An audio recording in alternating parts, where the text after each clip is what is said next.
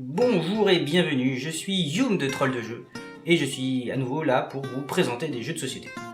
Aujourd'hui je suis accompagné de Victor. Bonjour Victor. Salut. Comment vas-tu? Bah ma foi super et toi? Très bien, génial, comme d'hab. Je préfère qu'on t'appelle Canard. Ouais. Ah on va t'appeler Canard. Et aujourd'hui c'est King Domino. Est-ce que tu connais King Domino? Pas du tout. Et bah King Domino c'est un jeu qui est facile à prendre en main, genre pour 8 ans et plus, pour enfants, comme c'est marqué sur la boîte devant toi, mais qui mine de rien est pas mal stratégique. Et qui fait que tous les gamins de 8 ans, je les battrai tous les jours. Ouais, je t'assure. Ouais, d'accord. C'est de 2 à 4 joueurs, il y a une règle un peu différente pour deux, et ça dure pas plus de 15 minutes en effet. Le matériel, tu le vois devant toi, on a des dominos, ici, il y en a 48 au total. Ok. On a 4 châteaux, j'en ai mis un devant pour la démonstration, et des petits meeples, qui sont un peu dessinés comme des rois, qui sont les pions des joueurs. Et qui sont magnifiques. Voilà. Le but du jeu, c'est de faire un territoire autour de ton château ici, de 5 cases sur 5 cases avec les dominos qu'on va récupérer ici et là. T'es pas obligé de le mettre au centre, même si tu prends une variante du jeu, c'est un bonus. Mais il faut à la fin essayer de faire un territoire de 5 sur 5. Pas le droit de faire un truc de 6 sur 4 ou autrement. Et si tu peux pas poser de tuiles, en gros, bah ton territoire sera avec des trous. Ouais. Comment se passe un tour? C'est assez simple. On va révéler autant de dominos que le nombre de joueurs. Sauf à 2 joueurs où il y a une règle alternative, je dis, on va en révéler 4 quand même. Parce qu'on aura 2 pions par tour. Il y aura 2 fois moins de tours en fait à 2 joueurs. Donc imaginons sur une partie à 4, on révèle 4 dominos. Et tu vois qu'ils ont une valeur. Ça correspond un peu à leur puissance, leur force, à quel point elles sont intéressantes. Et donc on les met dans cet ordre là. En face de toi, tu peux montrer les différentes symboles et les différentes phases de dominos qui existent. C'est pas des dominos, hein, c'est des phases. C'est-à-dire tu vois que donc il y a 6 territoires différents, les mines, les forêts, les prairies, les champs de blé, les prairies, les mines, les forêts, voilà. L'eau, les champs et les prairies j'imagine. Voilà. Et ça je sais pas ce que c'est. C'est du jeu, moi j'ai pesé la terre battue. Mais, de la terre battue. comme tu veux. Et ça donc ça va être le verso des cartes, c'est ça? C'est ça. On va les révéler et on va choisir pour montrer son territoire à la fin, au fur et à mesure. Donc je vais faire une partie très très simple, mais donc celui-ci a l'air vachement bien parce qu'il y a 2 couronnes, et les couronnes c'est bien. Les couronnes c'est bien. Parce qu'on va expliquer les points de victoire à la fin du territoire. Il faut essayer de faire un maximum de territoire le plus grand possible d'un élément, avec le plus de couronnes possible également dessus. D'accord. Donc à 2 joueurs j'en mettrai 2 et un autre pion en mettrai 2, où il veut, comme il veut. Une fois qu'on a fait ça, on va décaler un petit peu, on va prendre 4 nouvelles de tuiles. D'accord? Et on les met dans l'ordre, pareil, d'importance. Là, c'était facile, il n'y a pas grand chose à changer. On les retourne. Comme ça on les voit. C'est bon? Tu comprends? Oui, oui.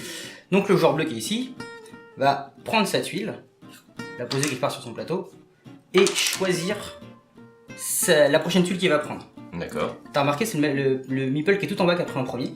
Et donc si je prends cette tuile-ci, bah, je serai le dernier à choisir sur la prochaine série de tuiles qui arrivera derrière à la fin. D'accord. C'est ça tout l'intérêt du jeu, c'est que tu vas choisir ta tuile, ça va te donner également l'ordre de la tuile du prochain tour.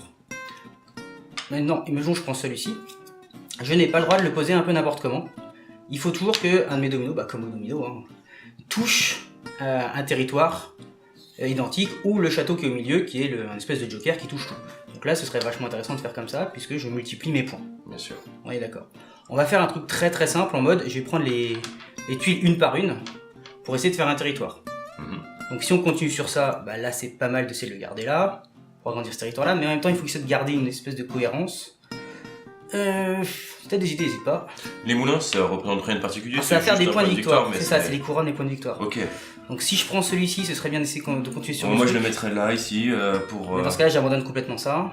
Pourquoi? Ah oui non, parce que... Et ça c'est vert ou pas? Ça non, c'est rien du tout, c'est aucune couleur, mais toutes les couleurs en même temps. Le fait qu'il y ait un petit tour vert, on s'en bat. Ouais, c'est juste pour dire joker. D'accord, ok. Bien sûr, on les prend au fur et à mesure, donc on peut pas complètement choisir ce qu'on veut. Là j'ai le droit de le poser, là j'ai le droit. Et là maintenant t'as de la forêt, en veux-tu en voilà. Potentiellement là-bas, mais t'as juste dans ce cas-là, celles-là sont séparées d'un coup. Ah, tu parles des 2 prairies. Voilà. Il faut faire attention, faire un truc de 5 sur 5 à la fin. Tu vois, je fais 1, 2, 3, 4, 5, je suis déjà fini sur ma longueur. Donc là, je suis bloqué. Et t'as déjà fini sur ta largeur aussi. Oui, donc ici, il y aura forcément... Là, je sais que je suis au moins un trou, donc celui-là, j'ai des mines, j'ai des territoires, comme ça, ça a l'air vachement bien ici. Le suivant... Donc là, t'as pas le droit d'aller par là, du coup, non, je suis bloqué. Et donc là, la dernière tuile, je suis obligé de la mettre là, on va espérer qu'elle soit bien. Voilà, elle sert strictement à rien dans mon territoire. Et là, la prochaine tuile, je suis bloqué, je suis obligé de la défausser. C'est ça. Si jamais à un moment j'ai une tuile que je peux pas placer parce que j'ai plus mes jokers qui sont ici et que je n'ai pas d'endroit où je peux le mettre, elle est défaussée également. D'accord, donc en fait la partie est extrêmement courte. Les parties, oui, tu mets. Ça se joue maximum en 12 1, tours. 2, 12 24, tours. il faut faire 25, 5 x 5, 25, et il y en a un au milieu, 24. Oh, tu Je es suis fort. tellement fort. Et une fois que ta partie est terminée comme ça, tu vas donc calculer tes points. Comment tu calcules? Tu prends un territoire, donc là, ce n'est pas un seul territoire, ça c'est un territoire à part qui a 0 x 2, tu as 0 couronne x 2 la taille. Là tu as 6 fois le nombre de couronnes, 3, ce qui va 3, 18. Ici j'ai 3 x 2, 6. Ici j'ai 2 x 2, 1 x 2, 2, 2 x 2, 4, et 1 x 2, 2.